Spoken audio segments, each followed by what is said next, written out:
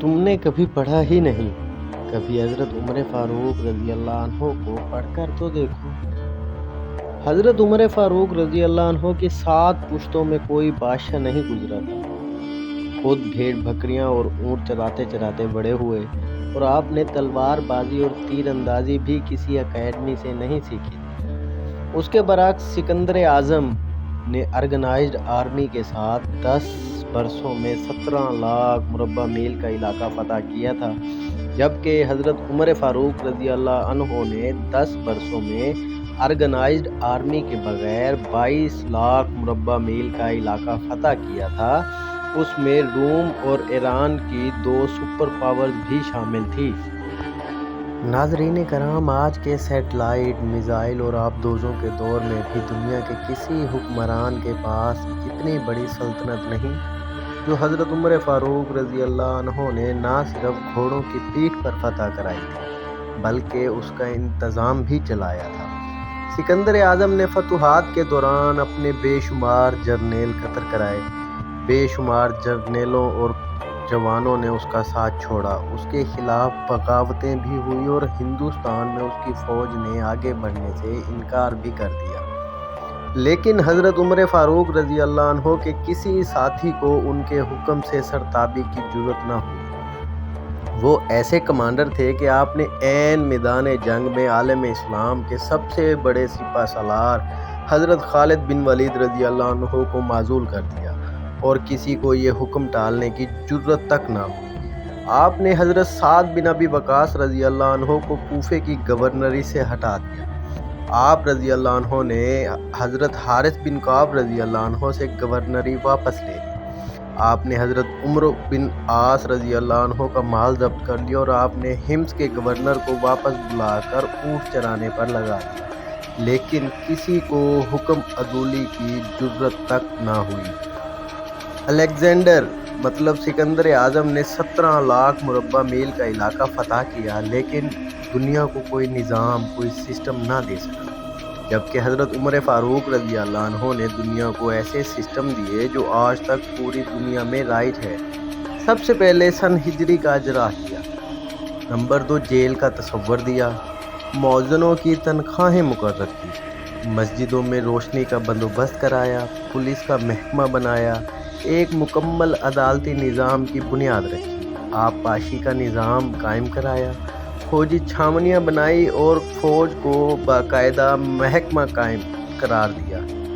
آپ نے دنیا میں پہلی بار دودھ پیتے بچوں، معذوروں، بیواؤں اور بے آسراؤں کے وظائف مقرر کیے۔ آپ نے دنیا میں پہلی بار حکمرانوں، سرکاری عہدیداروں اور والیوں کے اثاثے ڈکلیئر کرنے کا تصور کیا۔ آپ نے بے انصافی کرنے والے ججوں کو سزا دینے کا سلسلہ بھی شروع کیا۔ آپ نے دنیا میں پہلی بار حکمران کلاس کی اکاؤنٹیبلٹی شروع کی۔ آپ راتوں کو تجارتی قافلوں کی چوکیداری کرتے تھے۔ آپ فرمایا کرتے تھے کہ جو حکمران عدل کرتے ہیں وہ راتوں کو بے خوف سوتے ہیں۔ آپ کا فرمان تھا کہ قوم کا سردار قوم کا سچا خادم ہوتا ہے۔ آپ کی مہر مبارک پر لکھا ہوا تھا، عمر، نصیحت کے لیے موت ہی کافی ہے۔ آپ کے دسترخوان پر کبھی 2 سالن نہیں رکھے گئے۔ آپ زمین پر سر کے نیچے اینٹ رکھ کر سو جایا کرتے تھے۔ آپ سفر کے دوران جہاں نیند آ جاتی تھی، آپ کسی درخت پر چادر تان کر سایا کرتے تھے اور سو جاتے تھے، اور رات کو ننگی زمین پر دراز ہو جاتے تھے۔ آپ کے کرتے پر 14 پیوند تھے اور ان پیوندوں میں ایک سرخ چمڑے کا پیوند بھی تھا۔ آپ موٹا کھردرا کپڑا پہنتے تھے۔ آپ کو نرم اور باریک کپڑے سے نفرت تھی۔ آپ کسی کو جب سرکاری عہدہ پر فائز کرتے تھے تو اس کے اثاثے کا تخمینہ لگوا کر اپنے پاس رکھ لیتے تھے، اور اگر سرکاری عہدے کے دوران اس کے اثاثوں میں اضافہ ہو جاتا تو آپ اس کی اکاؤنٹیبلٹی کرتے تھے اور اس سے حساب لیتے تھے۔ آپ جب کسی کو گورنر بناتے تو اسے نصیحت فرماتے تھے کہ کبھی ترکی گھوڑے پر نہ بیٹھنا، باریک کپڑے نہ پہننا، چھنا ہوا آٹا نہ کھانا، دربان نہ رکھنا اور کسی فریادی پر دروازہ بند نہ کرنا۔ آپ فرماتے تھے کہ ظالم کو معاف کر دینا مظلوموں پر ظلم ہے۔ آپ کا یہ فقرہ آج انسانی حقوق کے چارٹر کی حیثیت رکھتا ہے۔ مائیں بچوں کو آزاد پیدا کرتی ہیں، تم نے انہیں کب سے غلام بنا لیا؟ فرمایا، میں اکثر سوچتا ہوں اور حیران ہوتا ہوں کہ عمر کیسے بدل گیا۔ آپ اسلامی دنیا کے پہلے خلیفہ تھے جنہیں امیر المومنین کا خطاب دیا گیا۔ دنیا کے تمام مذاہب کی کوئی نہ کوئی خصوصیت ہے۔ اسلام کی سب سے بڑی خصوصیت عدل ہے، اور حضرت عمر فاروق رضی اللہ عنہ وہ شخصیت ہیں جو اس خصوصیت پر پورا اترتے ہیں۔ آپ کے عدل کی وجہ سے دنیا میں عدل فاروقی ہو گیا۔ آج شہادت کے وقت مقروض تھے، چنانچہ آپ کی وصیت کے مطابق آپ کا واحد مکان بیچ کر آپ کا قرض ادا کر دیا گیا، اور آپ دنیا کے واحد حکمران تھے جو فرمایا کرتے تھے کہ میرے دور میں اگر فرات کے کنارے کوئی کتا بھی فوت ہو گیا تو اس کی سزا عمر کو بھگتنا ہوگی۔ میں دنیا بھر کے مورخین کو دعوت دیتا ہوں، چیلنج کرتا ہوں کہ وہ سکندر اعظم کو حضرت عمر فاروق رضی اللہ عنہ کے سامنے رکھ کر دیکھیں۔ انہیں سکندر اعظم حضرت عمر فاروق کے برابر پہاڑ کے سامنے کنکر دکھائی دیں گے، کیونکہ سکندر اعظم کی بنائی سلطنت اس کی وفات کے 5 سال بعد ختم ہو گئی، جبکہ حضرت عمر فاروق رضی اللہ عنہ نے اپنے دور میں جس خطے میں اسلام کا جھنڈا بھجوایا، وہاں سے آج بھی اللہ اکبر کی صدائیں آتی ہیں۔ وہاں آج بھی لوگ اللہ کے سامنے سجدہ کرتے ہیں۔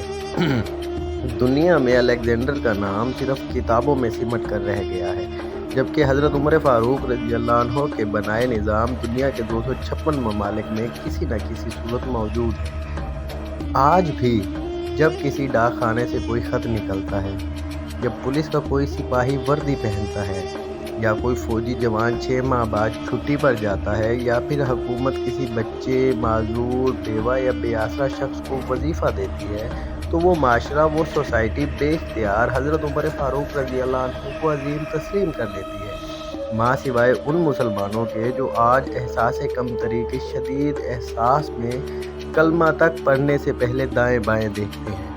لاہور کے مسلمانوں نے ایک بار انگریز سرکار کو دھمکی دی تھی کہ اگر ہم گھروں سے نکل پڑے تو تمہیں چنگیز خان یاد آ جائے گا۔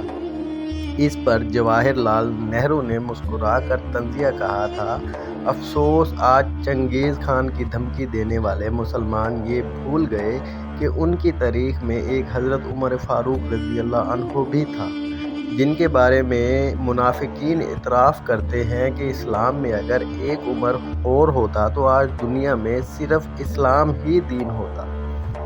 ہم آج بھی یہ بھولے ہوئے ہیں۔ ہم میں ایک حضرت عمر فاروق رضی اللہ عنہ بھی تھے، جن کے بارے میں رسول اکرم صلی اللہ علیہ وسلم نے فرمایا تھا، اگر میرے بعد کوئی نبی ہوتا تو وہ حضرت عمر بن خطاب ہوتا۔